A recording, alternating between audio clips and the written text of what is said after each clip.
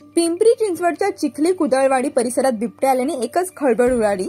आज पहाटे 5:30च्या सुमारास देहू आळंदी रोडवरील चिखली जवळ बिबट्या काही नागरिकांना दिसला, तसेच सीसीटीव्ही कॅमेऱ्यामध्ये सुद्धा कैद झाला होता। यामुळे चिखली कुदळवाडी परिसरात भीतीचे वातावरण निर्माण झाले होते। बिबट्याला पकडण्यासाठी वन विभाग आणि चिखली पोलीस घटनास्थळी दाखल होऊन बिबट्याला पकडण्यासाठी हालचाली सुरू करण्यात आल्या होत्या।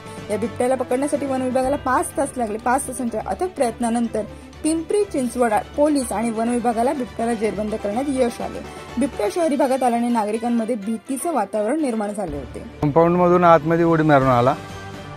आतमध्ये गोठ्यामध्ये जनावरांच्या भोवती आसपास बरेच प्रयत्न केला त्यांनी, पण त्याला काय चावा घेता आला नाही त्यांना।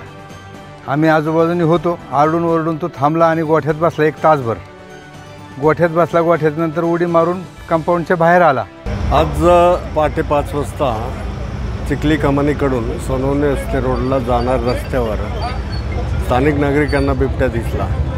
त्याप्रमाणे मी तात्काळ घटनास्थळी गेलो असता सोनवणे वस्तीच्या परिसरामध्ये तो एका गोडाऊनमध्ये होता। गोडाऊनला कॉर्डन केलं आणि त्याला पकडण्यासाठी आम्ही रेस्क्यू टीम वन विभागाची बोलवलेली होती। त्यांच्या मदतीने पकडण्याचा प्रयत्न केल्यानंतर तो तिथून पळाला आणि सुदर्शन नगरच्या अपोजिट बाजूला असणाऱ्या शेती ज्या ठिकाणी ज्वारी आहे त्या ज्वारीच्या शेतीमध्ये तो घुसला।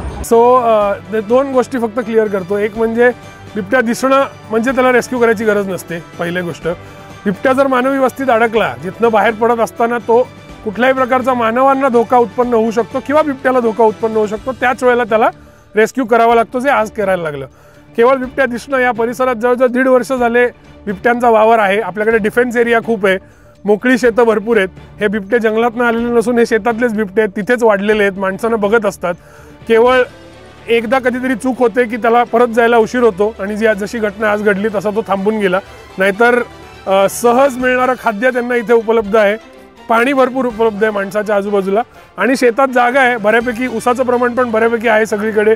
त्यामुळे शेतीत एकदा आत जाऊन बसलं की डिस्टर्ब होत नाही। त्यामुळे बिबट्याचं दर्शन म्हणजे बिबट्या पकडणं असं नाही आहे।